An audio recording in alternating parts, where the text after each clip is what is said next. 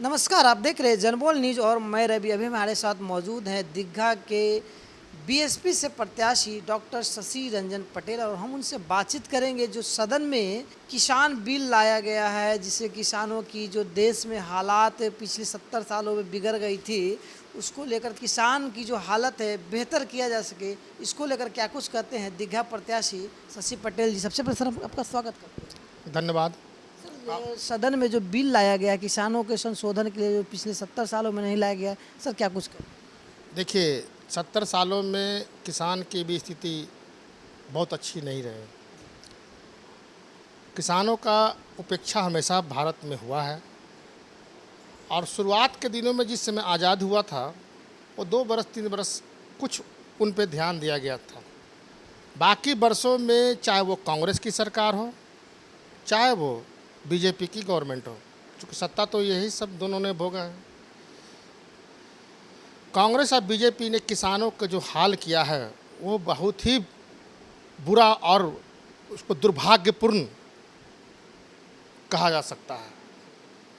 अभी भी जो वर्तमान समय में मोदी की सरकार ने जो किसान के विरोध को देखते हुए किसान के विरोधी बिल को पास कर दिया,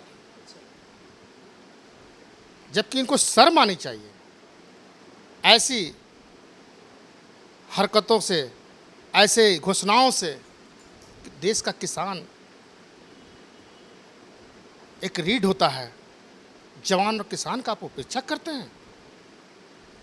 जो बिल है वो काफ़ी गंभीरतापूर्वक पढ़ने के बाद पता चलता है कि जो आज़ादी से पहले नीलहा की खेती के लिए गांधी जी चंपारण की यात्रा कर कर जो किसानों का आंदोलन कर कर एक महात्मा के रूप में काम करने का आज़ादी का सबसे मुख्य भूमिका में बिहार के किसानों ने और भारत के किसानों ने जो गांधी ने किसान आंदोलन किया था उसके ठीक उल्टा और गंभीरतापूर्वक इन्होंने साजिश के तहत फिर गुलामी की जंजीरों में जकड़ने का काम मोदी सरकार ने किया है। अभी जो बिल पास हुआ है वो स्थिति सिर्फ गुलाम और सामंतवादी व्यवस्था को उन्नत करने के लिए, सामंतवादी व्यवस्था को प्रगाढ़ करने के लिए, सामंतवादी कैसे लागू हो उनके बारे में पूरा उपाय उन्होंने कर दिया है इस बिल के माध्यम से।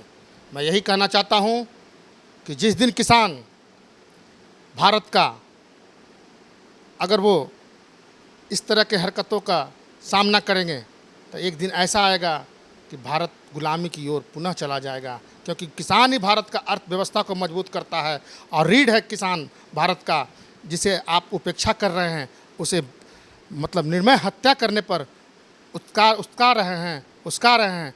ऐसी अन्यायपूर्ण नीति तुरंत अविलंब मोदी सरकार को वापस लेनी चाहिए और जो अच्छा कदम है किसानों का सहयोगपूर्ण नीति वो लाकर देश को मजबूत करने का काम करे। जो देश आज बुरे दौर में जा रहा है, मोदी जी आप समझ लीजिए कि मैं एक बसपा के नेता होने के नाते आपको आगाह करना चाहता हूं कि देश जिस दुर्भाग्यपूर्ण स्थिति में आपने कर दिया है ना, चाहे वो कोरोना की स्थिति हो और चाहे आपका मैनेजमेंट का गुरु हो।